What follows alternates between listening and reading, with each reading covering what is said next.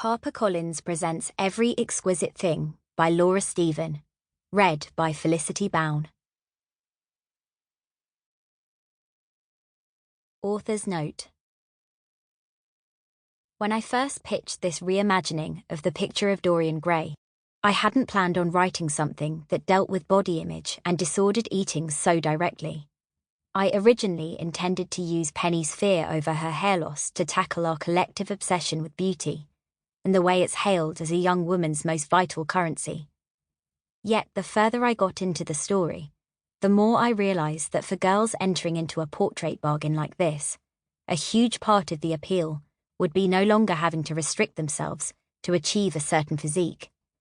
To skirt around that fact felt cowardly, so I decided to tackle the issue head-on. This is something I find terrifying, for a variety of reasons. But this story feels important enough for me to tuck that fear away, or at least to write alongside it. That said, I oppose the culture of authors feeling obligated to disclose private information in order to defend themselves against scrutiny, especially when exploring thorny and inherently problematic issues. So I ask you to please trust that I write this story from a deeply personal place. It's the book I so badly needed when I was 18.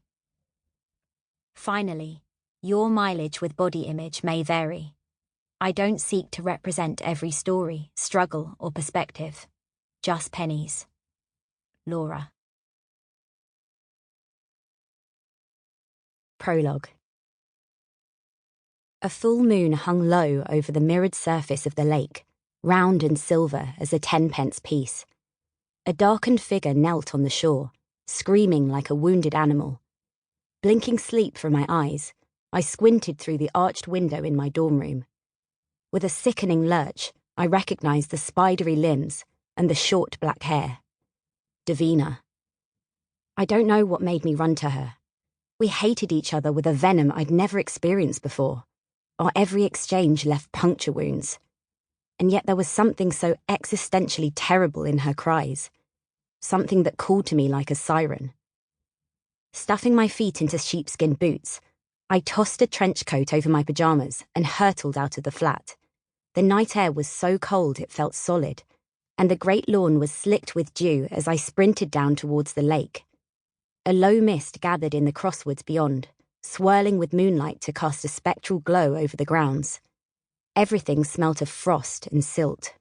As I grew closer, Davina's howls ebbed to a low sob, and somehow that was worse.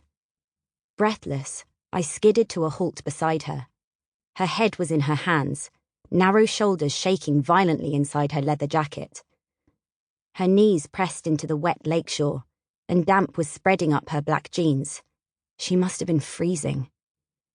"Davina," I said, torn between softness and ferocity, the words coming out somewhere in between. She stilled at the sound of my voice.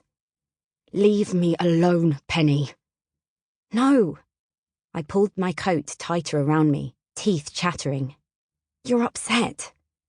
Her hands clasped her face with a kind of fierce desperation, as though trying to hold her features in place. "Just fuck off." "No."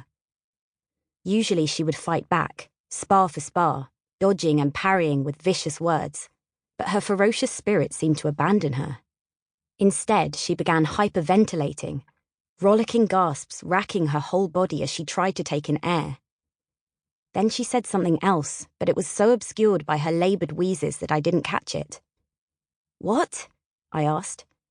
I'd been crouching beside her, but had to give in to my trembling muscles and lower my knees to the ground. The cold, wet earth turned my silk pyjamas into ice in an instant. Slowly, silently, Davina lowered her hands from her face, turning to look at me. My stomach heaved, and I fought the urge to cry out. Her left eye was gone. But there was no blood. The socket was simply welded shut, bisected by a ragged gash from the arch of her eyebrow to the ridge of her cheekbone. Even in the silvery moonlight, it was clear the scar was a faded purple, as though the wound was weeks or even months old. Impossible. I'd seen her. Sample complete. Ready to continue?